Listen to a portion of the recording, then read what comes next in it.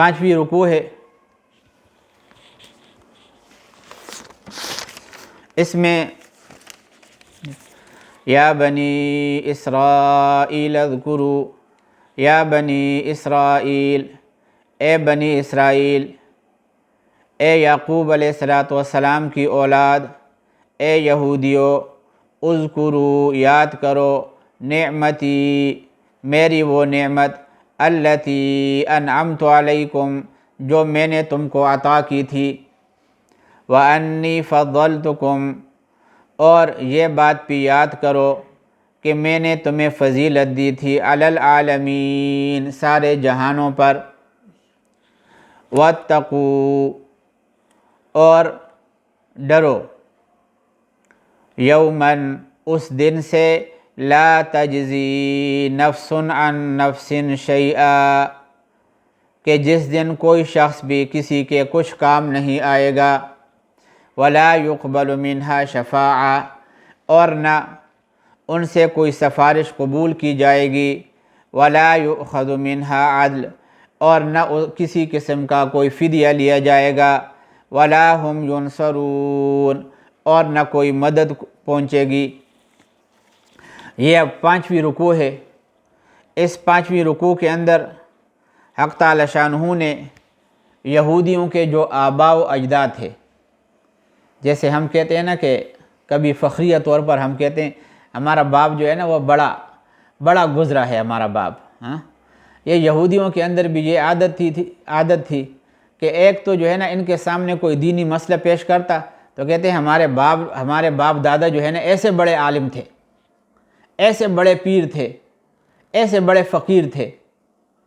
تو اللہ تبارک و تعالیٰ نے یہ جو 5ویں رکوع ہے سورہ بقرہ کی، اس میں ان کے آباء و اجداد کا ذکر فرمایا ہے، اور ان پر اللہ تعالیٰ نے 8 نعمتوں کا ذکر کیا ہے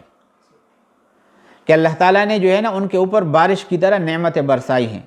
ان میں سے بڑی 8 نعمتوں کا ذکر فرمایا ہے، اور پھر اس کے ساتھ ساتھ یہ بھی ذکر کیا ہے کہ وہ ان نعمتوں کی قدر کرنے کے باوجود اس قدر سرکش ہو گئے تھے کہ اللہ نے پھر سزا سے بھی ان کو دوچار کیا، 2 سزاؤں کا بھی ذکر کیا ہے۔ تو ابھی دیکھو یہاں پہ جو ابھی ہم نے آیت پڑھ لی، وَاتَّقُوا يَوْمًا لَا تَجْزِي نَفْسٌ عَن نَفْسٍ شَيْئًا، یہاں پہ یہ بات ذہن کے اندر رکھنی چاہیے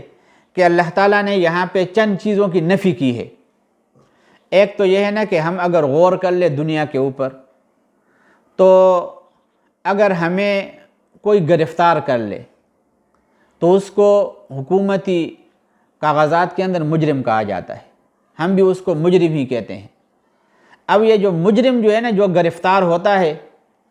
اس کی رہائی کے لیے لوگ کوششیں کرتے ہیں کہ وہ کسی طریقے سے جیل سے جو ہے نا وہ نکل آئے،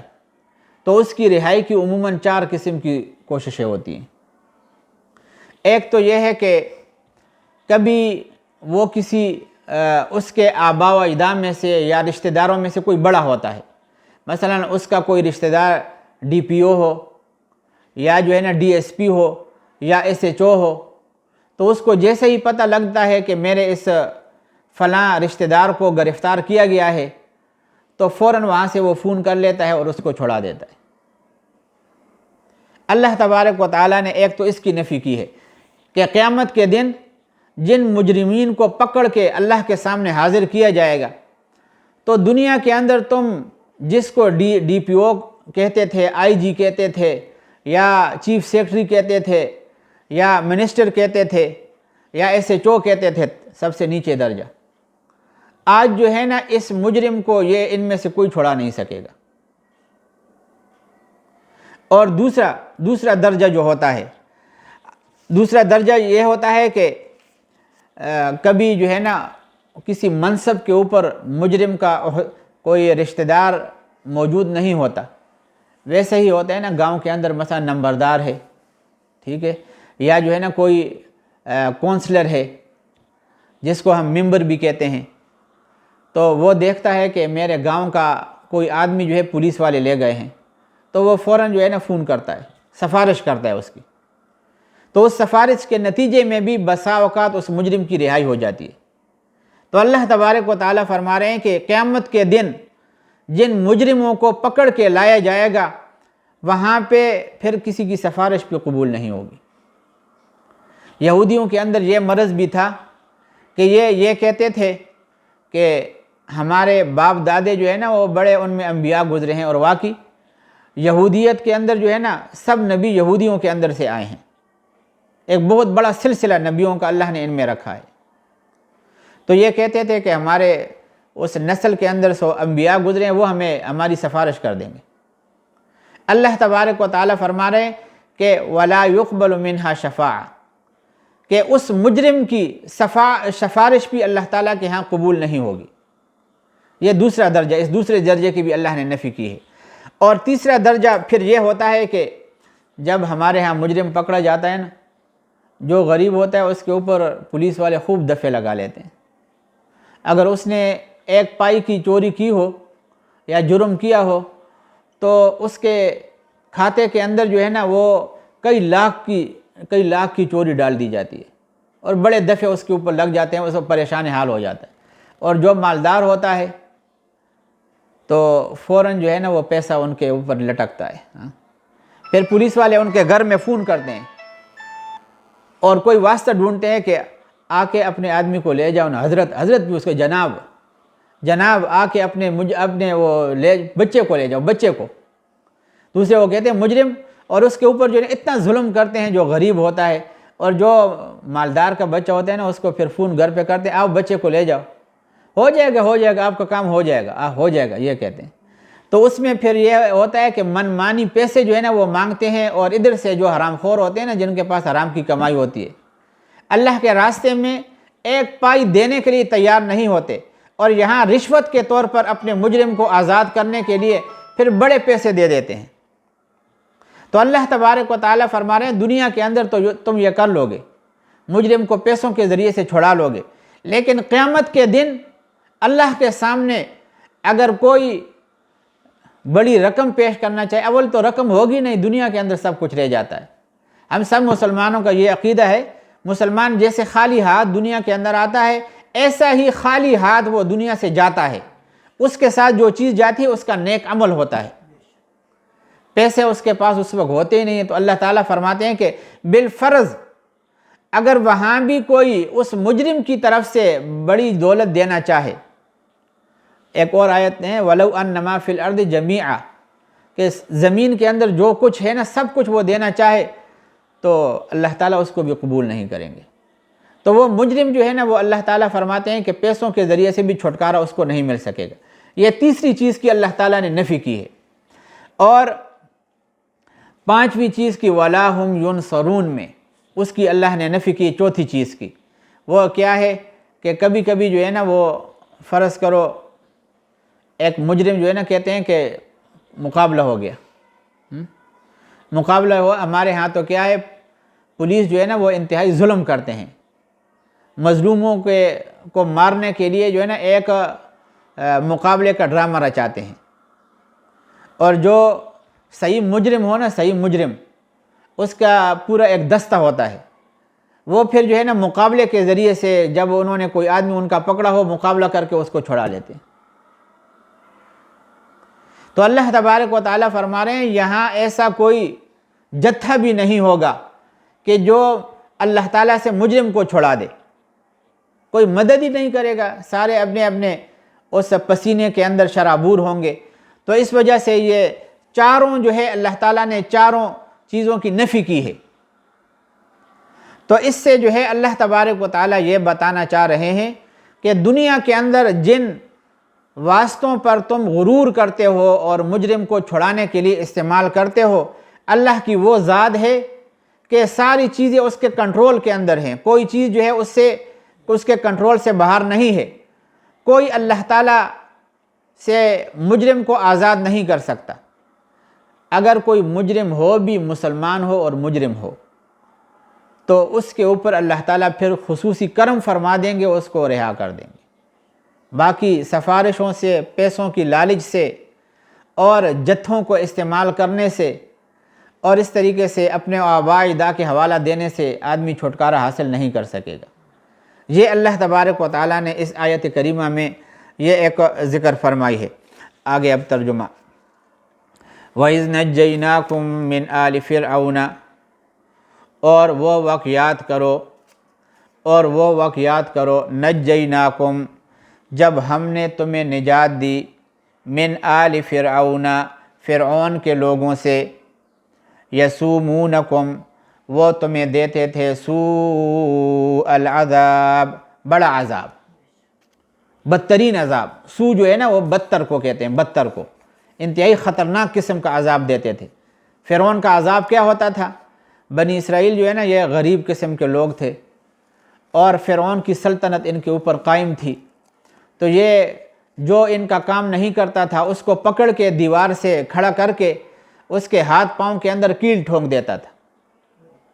اور پھر آگے نیزے سے ان کو مارتا تھا، اور کسی کو کہتا تھا کام کیا کہ جاؤ زمین کے اندر جو ہے نا وہ کام کرتے رہو۔ وہ دن بھر کام کرتے رہے، رات کو آ جاتے تھے تھکے ماندے، پھر صبح ان کو اٹھا کے جاؤ کام کرو پھر۔ اور پھر آگے جو ہے نا اللہ تبارک و تعالیٰ نے اس کے بدترین عذاب کو ذکر بھی فرمایا ہے، یذبحون ابناءکم، ذبح کر ڈالتے تھے تمہارے بیٹوں کو، ویستحیون نساءکم، اور زندہ رکھتے تھے تمہاری عورتوں کو، وفی ذالکم، اور اس ساری صورتحال میں، بلاء من ربکم، بڑا امتحان تھا، بلاء من ربکم، امتحان تھا تمہارے پروردگار کی طرف، عظیم، بڑا، تمہارے پروردگار کی طرف سے اس میں تمہارا بڑا امتحان تھا۔ اس میں اصل میں یہ جو بنی اسرائیل کے بچوں کو زندہ رکھنے کا حکم فرعون نے جاری کیا تھا، اور یہ ذبح کرنے، بچوں کو ذبح کرنے کا اور عورتوں کو زندہ رکھنے کا حکم اس لیے جاری کیا تھا کہ ایک دفعہ اس فرعون نے ایک خواب دیکھا۔ خواب میں یہ دیکھا کہ اس کی سلطنت جو ہے وہ بنی اسرائیل کے ذریعے سے ختم ہو رہی ہے۔ یہ میں شارٹ کٹ بتا رہا ہوں، بڑی تفصیل ہے اس کے اندر۔ تو خواب میں دیکھا کہ اس کی سلطنت جو ہے بنی اسرائیل کے ذریعے سے ختم ہو رہی ہے، اور بنی اسرائیل کے اس کو جو ہے نا وہ تعبیر بتانے والوں نے بتا دیا کہ انہی میں سے ایک آدمی کھڑا ہوگا جو تمہاری سلطنت کے زوال کا سبب بنے گا۔ تو اس نے کہا اچھا یہ ہے، تو اس نے حکم جاری کر دیا کہ بنی اسرائیل کا جو بھی بچہ پیدا ہو جائے اس کو ختم کر دیا جائے، اس کو ذبح کر دیا جائے، اور عورتوں کو چھوڑ دیا جائے، کیونکہ اس سے ہم کام لیتے رہیں گے۔ ساری دن رات عورتوں سے کام لیتے تھے، تو یہ حکم اس نے جاری کر دیا۔ پھر جو ہے نا وہ کسی نے بتا دیا کہ آپ جو ہے مسلسل ان کے بچوں کو ذبح کر رہے ہو، اور آپ نے حکم دیا ہے، یہ تو سارے ہی بچے ختم ہو جائیں گے، پھر ہمارے کام کے لیے کون ہوگا؟ پھر اس نے حکم دوسرا جاری کر دیا کہ اب جو ہے نا اس طرح کریں گے کہ 1 سال میں ان کے بچوں کو زندہ رکھیں گے، دوسرے سال جو پیدا ہوں گے ان کو ختم کریں گے۔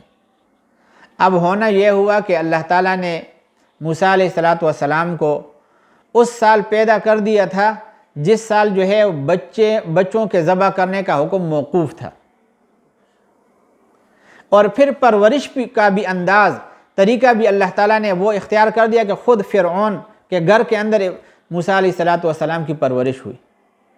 اور بالآخر کافی بڑے واقعے کے بعد، کافی تفصیل ہے اس میں، اللہ تعالیٰ نے بنی اسرائیل کو فرعون کے مظالم سے چھٹکارا دے دی۔ یہ ساری جو ہے نا نعمت اللہ تعالیٰ ان کے اوپر ذکر فرما رہے ہیں۔ دیکھو یہ نعمت جو ہے اللہ تعالیٰ نے وَإِذْ نَجَّيْنَاكُمْ سے بتا دیا۔ آگے وَإِذْ فَرَقْنَا بِكُمُ الْبَحْرَ، اور یاد کرو جب ہم نے تمہاری خاطر سمندر کو پھاڑ ڈالا تھا، فَأَنْجَيْنَاكُمْ، چنانچہ تم سب کو ہم نے بچا لیا تھا، وَأَغْرَقْنَا آلَ فِرْعَوْنَ، اور غرق کر ڈالا تھا فرعون کے لوگوں کو، وَأَنْتُمْ تَنْظُرُونَ، اور تم یہ سب نظارہ دیکھ رہے تھے۔ یہ بنی اسرائیل جو تھے نا یہودی، ان کو فرعون نے اس قدر دبایا تھا کہ جس وقت اللہ نے فرعون کو سمندر کے اندر غرق کر دیا، اس وقت بھی یہ نہیں مان رہے تھے، ڈر رہے تھے، کانپ رہے تھے کہ نہیں نہیں وہ زندہ ہے، ابھی ہم تک پہنچ گیا تو پھر ہماری خیر نہیں ہوگی۔ تو اللہ تبارک و تعالیٰ نے پھر ایسا انتظام کیا کہ اس سمندر کے اندر جو راستے 12 بنائے تھے، ان کے لیے اللہ تعالیٰ نے بنی اسرائیل کے 12 قبیلے تھے، 12 راستے بنائے تھے، اور فرعون جب یہ جب سمندر میں داخل ہوئے، وہاں سمندر کو عبور کرنے کے لیے موسیٰ علیہ السلام کے ساتھ، تو ان کے پیچھے جو ہے فرعون نے بھی اپنا لشکر داخل کر دیا۔ اللہ نے جب اس کو غرق کر دیا تو ان سب کو اس کا منظر بھی دکھایا کہ دیکھو پانی کے اندر وہاں پڑا ہے، پوری لشکر پڑی ہے۔ تب جو ہے نا یہ مطمئن ہو گئے کہ اب دل کے اندر سے خوف نکل گیا، ورنہ کانپ رہے تھے۔ تو اللہ تبارک و تعالیٰ فرما رہے ہیں کہ یہ سارا نظارہ تم دیکھ رہے تھے۔ وَإِذْ وَاعَدْنَا مُوسَىٰ 40 لَيْلَةً، اور وہ وقت یاد کرو جب ہم نے موسیٰ علیہ السلام سے 40 راتوں کا وعدہ کیا تھا۔ ثُمَّ اتَّخَذْتُمُ الْعِجْلَ، پھر تم نے بنا دیا بچھڑے کو معبود، مِن بَعْدِهِ، موسیٰ علیہ السلام کے بعد، وَأَنْتُمْ ظَالِمُونَ، اور تم اپنے اوپر ظلم کر رہے تھے۔ یہ دیکھیے، اب جب یہ بالکل مطمئن ہو گئے، رہنے لگے کہ اب کوئی خوف و خطرہ نہیں ہے، تو بڑے مطالبات بھی کرتے تھے۔ موسیٰ علیہ السلام کو کہا کہ اب ہمیں کوئی دستور دے دو، کوئی ضابطۂ حیات دے دو تاکہ اس کے مطابق ہم زندگی گزاریں۔ موسیٰ علیہ السلام نے اللہ تعالیٰ کی بارگاہ میں عرض کیا، اللہ نے کہا کہ کوہ طور پر آ جاؤ، وہاں تجھے ان کے مطالبے پر میں ایک دستور دے دوں گا۔ تو وہاں تورات ان کو دے دیا۔ تورات جب اللہ تبارک و تعالیٰ نے ان کو دے دیا، اور موسیٰ علیہ السلام نے 40 راتیں وہاں کوہ طور پر گزاری، تو ادھر انہوں نے کیا کیا، ان کے اندر ایک آدمی تھا، اس کا نام تھا سامری۔ 16ویں پارے کے اندر قاری صاحب اس کا ذکر آتا ہے، سامری۔ تو سامری نے ایسا کیا کہ جبریل امین جہاں پہ آیا تھا تو وہاں سے مٹی اس نے اٹھائی، اور ایک سونے کا بچھڑا، یہ جو بچھڑا ہے نا گوسالہ، جس کو گوسالہ کہتے ہیں، گائے کا بچہ، وہ اس سے بنا دیا اور مٹی اس کے اندر داخل کر دی، اور ان کے سامنے پیش کر دیا کہ یہ تمہارا معبود ہے۔ یہ جب اس کے ساتھ حرکت کرتے تھے تو وہ آواز دیتا تھا، تو یہ کہتے تھے کہ ابھی جو ہے نا ساری عبادت انہوں نے اس بچھڑے کی شروع کر دی۔ اب دیکھو کتنے شرک کے اندر یہ مبتلا ہو گئے۔ اللہ ان کے دڑا در مطالبات پورے کر رہے ہیں، ان کے اوپر انعامات کر رہے ہیں، اور پیچھے موسیٰ علیہ السلام کے جانے کے بعد انہوں نے معبود بچھڑے کو بنا دیا۔ موسیٰ علیہ السلام جب قاری صاحب آئے نا، سورہ وہ 16ویں پارے کے اندر اس کا ذکر ہے، تو بڑا غصہ ان کو آیا، تو کہا کہ یہ کس نے کیا ہے؟ اس میں سے کچھ ان کے نیک لوگ تھے جنہوں نے کہا کہ ہم اس رب کی عبادت کریں گے، معبود وہی ہے، یہ بچھڑا معبود نہیں ہے، ہم قطعاً توحید کے اوپر سودے بازی نہیں کریں گے۔ اور جو ضعیف الاعتقاد تھے، جیسے ہمارے معاشرے کے اندر جا کے عرس منانے والے ہوتے ہیں، اور جا کے زیارتوں کے اوپر جا کر نا، ابھی بھی مجھے ایک آدمی نے فون کیا، قاری صاحب مجھے ایک آدمی نے فون کیا، کہہ رہا تھا کہ ایک آدمی میرے ساتھ بیٹھا ہوا تھا، اور اس نے کہا کہ میرے جسم میں بڑا درد تھا، بڑا جسم میں درد تھا، وہ ٹھیک ہی نہیں ہو رہا تھا، تو میں فلاں زیارت پہ گیا، جیسے ہمارے ہاں زیارت کاکا صاحب اور دیگر زیارتیں مشہور ہیں، وہاں میں گیا، وہاں سے کچھ مٹی لی، اور وہاں اس جگہ کے اوپر ٹانگ کے اوپر لگا دی یا ہاتھوں کے اوپر لگا دی، میرا درد بالکل ختم ہو گیا۔ اب دیکھو یہ شرک ہے، شرک۔ سب کچھ کرنے والی ذات وہ اللہ کی ہے۔ تو ابھی میں تفصیل میں جاتا نہیں، کیونکہ قاری صاحب کے پاس بھی آج ٹائم نہیں ہے، ہمیں بہت مشکل سے ٹائم دیا ہے، اور ہمارا درس بھی جو ہے مختصر ہوتا ہے، ہم نے اس کو ختم کرنا ہے 40 دن کے اندر قاری صاحب۔ تو وہ واقعہ اس کا تو میں نے جواب دے دیا کہ اس کا جواب مختصر طور پر ابھی پھر آپ لوگ بھی سن لیں۔ میں نے ان کو کہا کہ دیکھو آپ لوگ خود سوچیں نا، ان کے اوپر کتنی مٹی پڑی ہے، گرد و غبار ہے ان کے اوپر، مچھر مکھیاں ان کے اوپر بیٹھتی ہیں، وہ اگرچہ اللہ کے ولی تھے، نیک لوگ تھے، ہمیں ان کے نیک اعمال اختیار کرنا چاہیے، وہ اپنے سے گرد و غبار اٹھا نہیں سکتے، مکھی مچھر کو نہیں بگا سکتے، دوسروں کے دردوں کو وہ کس طرح ختم کر سکتے ہیں؟ اور یہ جس آدمی کا درد ٹھیک ہوا اس کی وجہ یہ ہے نا کہ میں نے کہا کہ آپ کے دانت کے اندر درد ہوتا ہے، آپ دن میں گھومتے پھرتے ہیں، درد کا احساس نہیں ہوتا، کیونکہ آپ کے جو افکار ہیں، جو فکر ہیں، آپ کی جو فکریں ہیں وہ منتشر ہیں درد کی طرف، وہ آپ کی توجہ نہیں ہے، اس لیے کہ درد کا احساس ہی نہیں ہے۔ رات کو جب چارپائی پہ سوتے ہیں اور پھر جو ہے وہ آپ کی ساری توجہ اس دانت کی طرف جاتی ہے تو پھر آپ چیختے ہو کہ دانت میں درد ہے، دانت کو درد ہے۔ وہی دانت ہے کہ دن کے وقت کچھ احساس ہی نہیں تھا، رات کو آپ کو احساس ہو رہا ہے، کیوں؟ اس لیے کہ آپ کی ساری فکریں جو ہے نا اس کی طرف متوجہ ہو گئی ہیں۔ اس طریقے سے یہ جو شخص ہے،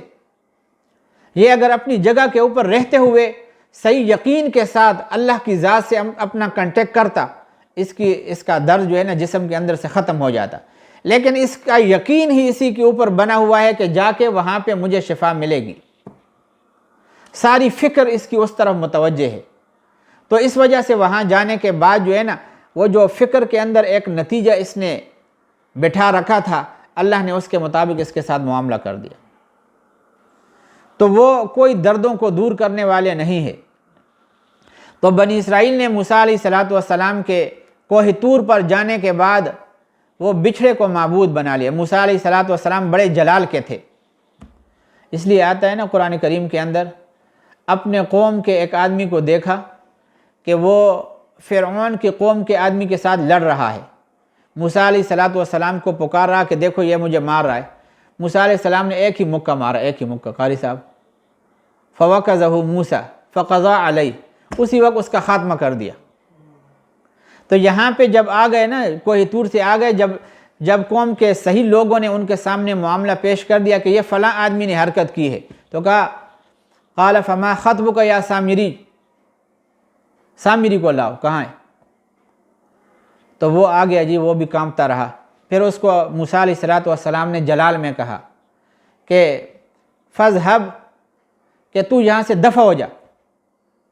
فَإِنَّ لَكَ أَن تَقُولَ لَا مِسَاسَ، کہ قیامت تک تیرے لیے تو لامساس، مجھے جو بھی اس کو چھوتا، قاری صاحب جو بھی ہاتھ لگاتا نا سامری کا، چیختا او میرے ساتھ ہاتھ نہ لگاؤ، میں مر جاؤں گا، میں مر جاؤں گا، اس طرح کرتا تھا۔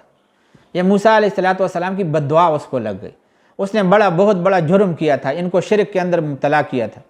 تو اللہ تبارک و تعالیٰ فرما رہے وَأَنْتُمْ ظَالِمُونَ، اور تم اپنی جانوں پر ظلم کر رہے تھے۔ تو پھر آگے پھر اللہ تبارک و تعالیٰ فرما رہے ثُمَّ عَفَوْنَا، پھر نعمت اللہ نے ذکر کی، ثُمَّ عَفَوْنَا عَنْكُمْ مِن بَعْدِ ذَلِكَ لَعَلَّكُمْ تَشْكُرُونَ، پھر ہم نے تم کو معاف کر دیا، من بعد ذالک،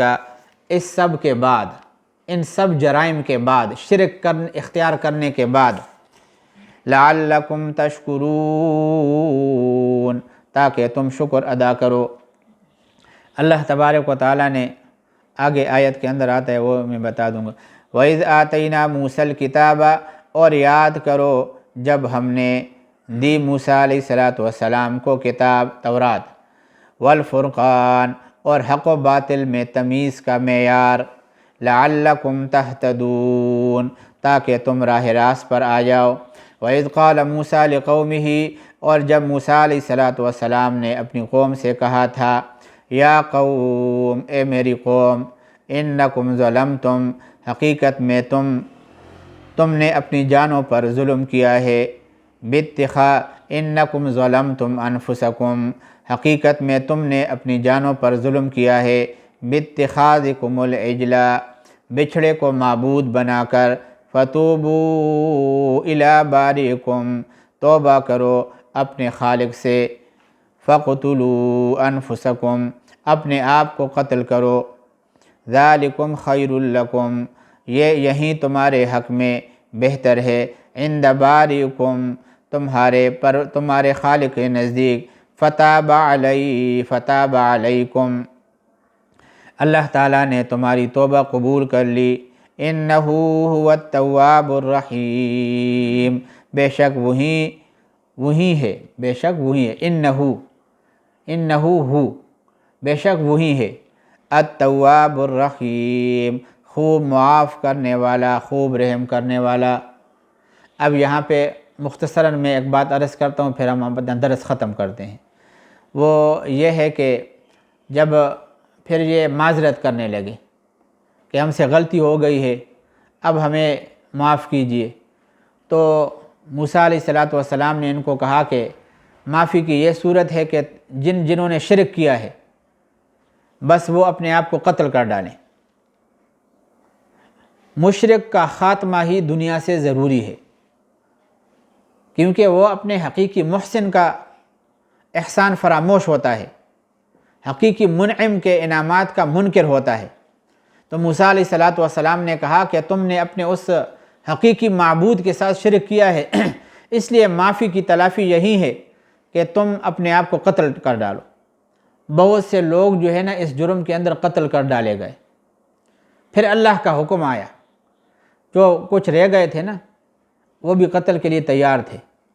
پھر اللہ نے ان کو معاف کر دیا کہ جاؤ تمہیں ہمیں معاف کر دیا۔